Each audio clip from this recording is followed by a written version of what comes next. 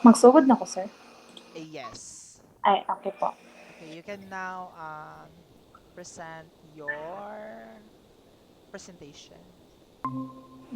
Person. So may I remind once again that this session is recorded and for the for the purpose of your home study classmates na nasa the reference. Okay po. Sir, saan man ipag-present, sir? At to sa nag-share screen na ka? Naggamit ko og laptop, sir. Tapos, Okay, so let me know if you can see the presentation. Asa na to?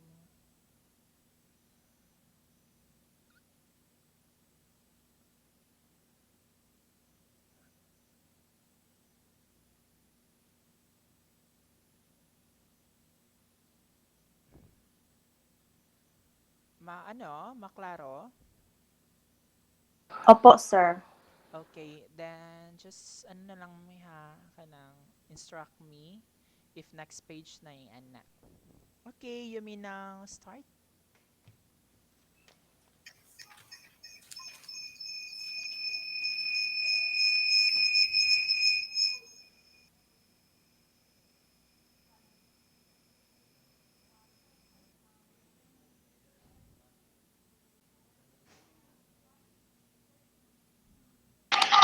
Okay, so hello everyone. Madunggan ko, sir.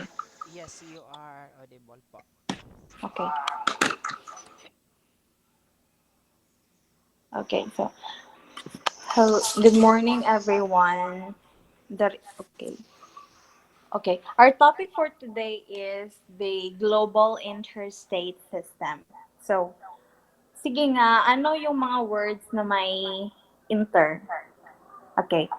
So, yung example, yung mga internation, internet, okay, yung mga ganon. So, when we say inter kasi, that means between and among. Kumbaga, sa international, between and among the national.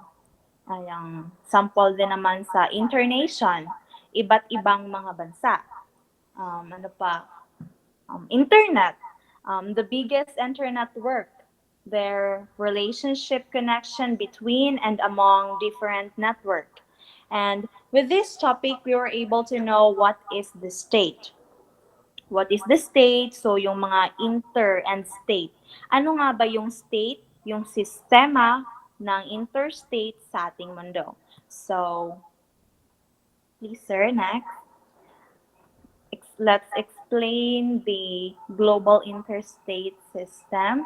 So, it is determined by the presence of a labor division. Its division of labor is an international division of labor since the modern world system has a multi-state political structure, the international system. So, all right, so this explains the efforts of the different countries and governments all over the world to have this cooperation and collaboration. Example nito yung IMF natin or yung International Monetary Fund and the World Bank or yung WB. So from the word itself na interstate, when we say interstate, it is the relation of each state. When we say the inter kasi it has something to do with the relationship with each other. So kapag sinabi naman nating global it is the relationship of countries globally around the world. And kapag sinabi naman nating system, meron tayong sinusunod na sistema. So, step-by-step process ba, kumbaga.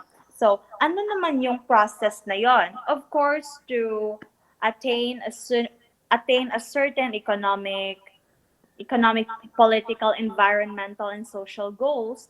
Kaya ang Philippines, meron din tayong sinusunod na batas, mga alituntunin when it comes to its international engagement with other countries. For example, um, Pagdating ng pagdating ng international trading ng Philippines sa ibang country, merong batas na sinusunod. Pagdating naman sa international market, meron din tayong batas na sinusunod. So, dito meron tayong policies na dapat sundin. So, here is the division of labor. Okay, the division of labor consists of three zones according to prevalence of profitable industries or activities. Number one is the core, the second is semi-periphery, and the last is periphery. So, yung yung core, ano mga ba yung core? Please, sir. Okay. The core is the countries with high incomes in the global economy. This is the planet's center of production where raw materials are transformed into the wealth and technology that the Western world enjoys today. So they are dominant capitalists countries that exploit peripheral countries for labor and raw materials. So, ito yung mga matataas na kita o sahod ng mga kanilang mga laborers sa that certain country. So, when we say exploit is tinitake advantage nila yung mga labor and raw materials ng peripheral countries. Okay. So basically speaking, yung core, yung pinaka ano tawag dun?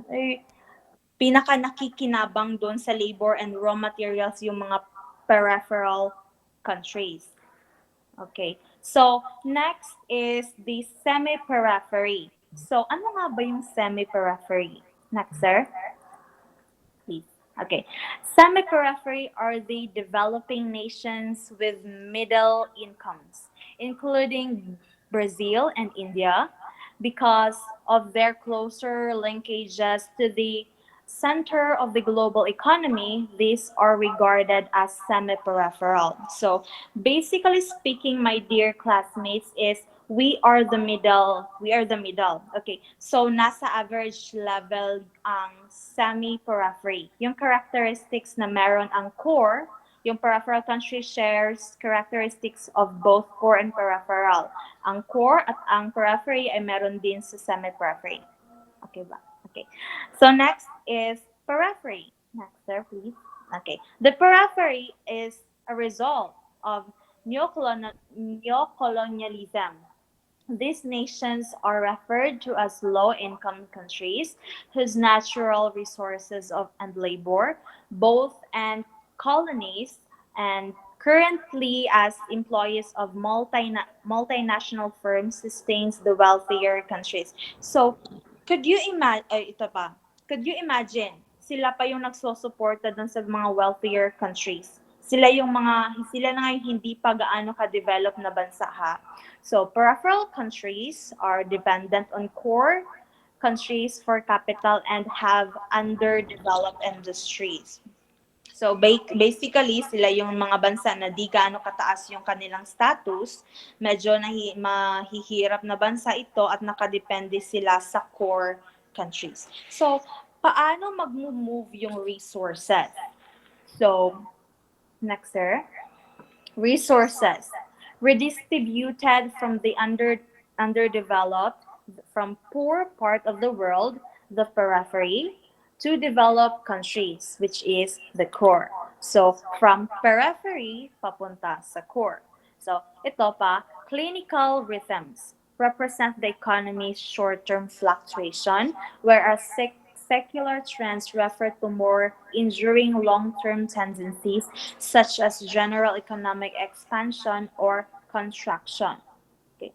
What do you mean by this is, next muna sir. Okay. Contradiction means an ongoing debate inside the system. Hala. Madungan ko, sir? Yes po. Ay, okay. Means on an ongoing debate inside the system, typically including trade-offs between the immediate and long term.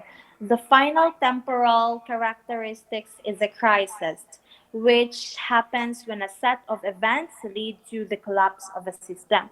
So, what do you mean by this is we should focus not on individual states but on the relations between their groupings, which is the core, the semi-periphery, and periphery. So yun na nga, the term system theory emphasizes the fundamental unit of social studies should be the world system. So instead of concentrating on the connections between their three groups, we should ganun na, focus not on individual states but on the relation between their groupings. Ay, tama ba?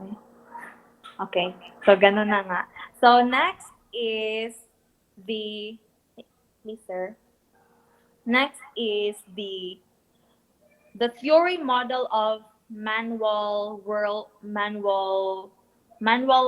it is the manual, Wallerstein's at world's system. So, according to him, the world economic system is divided two, three, and as I've mentioned earlier, earlier, it's the core, semi-periphery, and periphery. Then, okay, so take a look at the arrow as you will understand its meaning. But first, let me elaborate this one.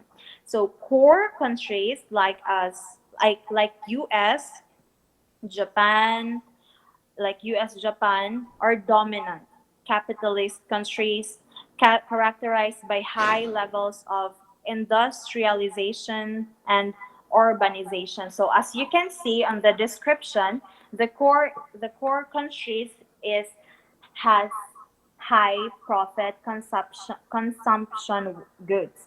Sabi nga natin kanina na ang mga periphery countries nakadepende lagi kay core. So core countries are the capital intensive and they have high wages and high technology productions patterns and lower amounts of labor exploitations and coercions. So the next is we have the semi-periphery, yung nasa middle. Semi-periphery countries are like South Korea, Taiwan, ano pa? Mexico, Brazil, India, Nigeria, South Africa are less developed than the core countries, but they are more developed than peripheral countries. Nagets ba? Okay, so they are the buffer between core and periphery countries. And then for the peripheral countries, which includes some African countries and low income countries in South America, are dependent on core countries for capital and they are less industrialized and urbanized. So that is the explanation of Wallerstein's world system theory model. So, may tanong ako, saan kabilang yung Philippines? Okay, so to answer the question is Philippines belongs to the semi-periphery or semi-periphery. Belong siya sa semi-periphery kasi tayo ay developing countries pa lang. Hindi pa tayo developed at hindi rin tayo underdeveloped. So, nasa gitna tayo. Average yung Philippines. Okay, so let's move on to the topic global governance. Okay, so global governance is a movement for political cooperations among transnational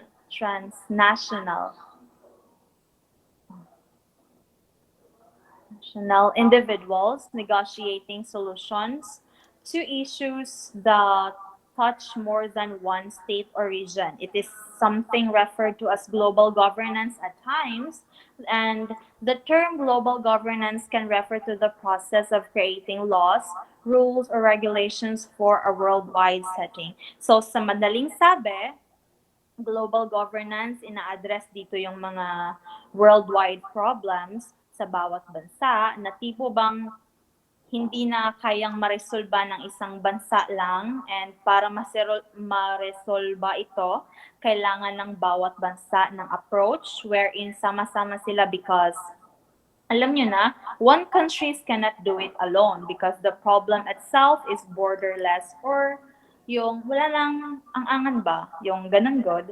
Okay. So, here pa, ano ba yung goal ng global governance? So, yung goal ng global governance is to provide global public goods. Okay. Particularly past and security justice and mediation system for conflict functioning markets and unified standards for trade and industry. Okay, so next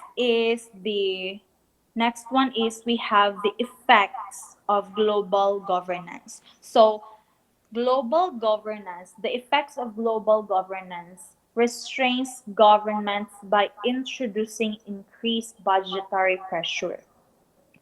As consequences, government by attempts to curtail the welfare state, which is often seen as a drag on international competitiveness by reducing especially their expenditures on transfer and subsidize.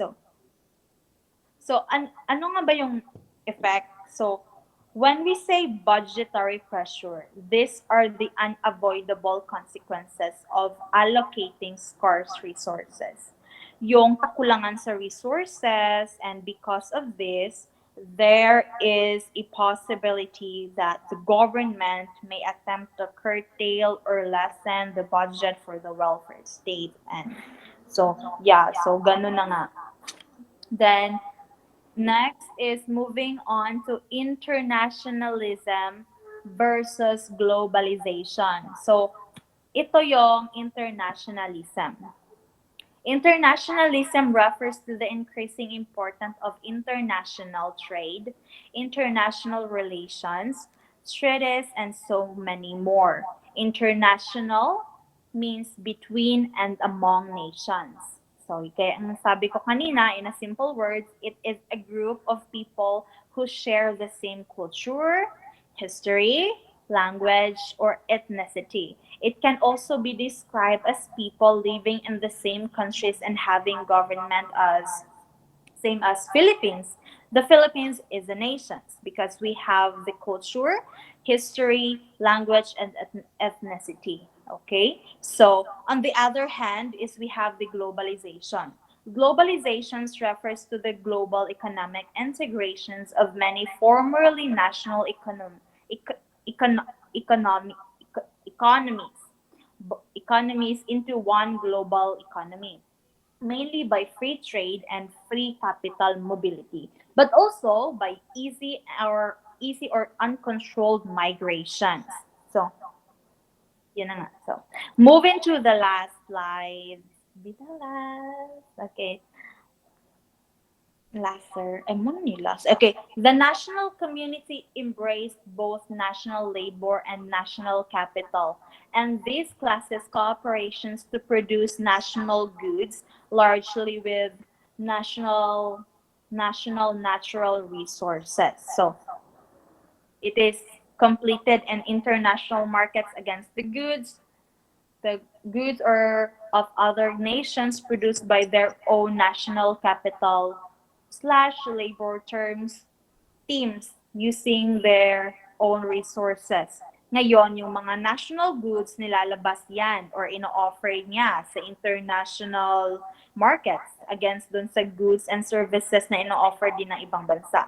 So basically, this is the internationalism as defined a while ago. So, yeah, that's it. Nagets niyo ba? Hehe. Yun na, sir.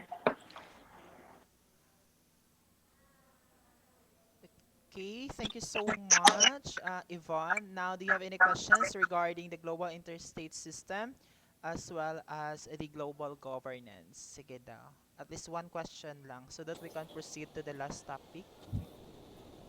Excuse me, sir, I have a question po. Sige, go. What makes a country for referral po? This is for Yvonne. Ma'am Yvonne, what makes a country for referral? What makes the country peripheral? since Yes we po. are in a semi-peripheral. Um, what makes the country peripheral?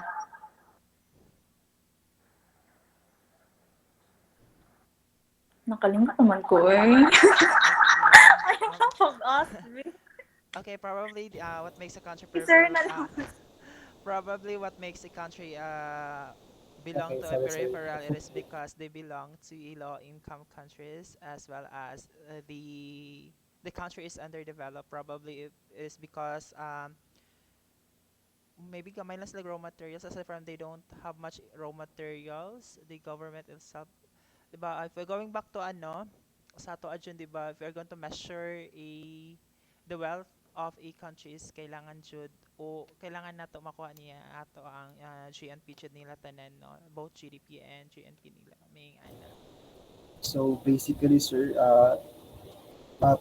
peripheral countries, these are the countries who are Un- disproportionately small share of the world's wealth po. yes, So, so underdeveloped. they have the weaker state institution and often dependent on more developed country. Yes, So that's yes. thank you, sir. So yun, thank you so much, June. And next questions, is it really important to have a global governance? Kailangan ba natin siyang global governance? Kailangan, Jud? What do you think? What Yes, sir. Yes, po. why? Uh, as what um, as what the reporter said earlier, that I mentioned earlier, that we need to have a global governance because the country itself cannot resolve the specific problem once it is kanang escalated na. So basically, for example, in pandemic, so our country alone couldn't be able to treat this kind of pandemic. It is because it is a huge effects po. So basically, they need other country to support and provide something to cure these kind of diseases, as well as the conflict between the Philippines and the China. So we need these kind of allies, specifically Russia or other country, to help us to battle or what something like that. So as what have the quote said, that no man is an island. So this is actually the interconnectedness of the country between the people po.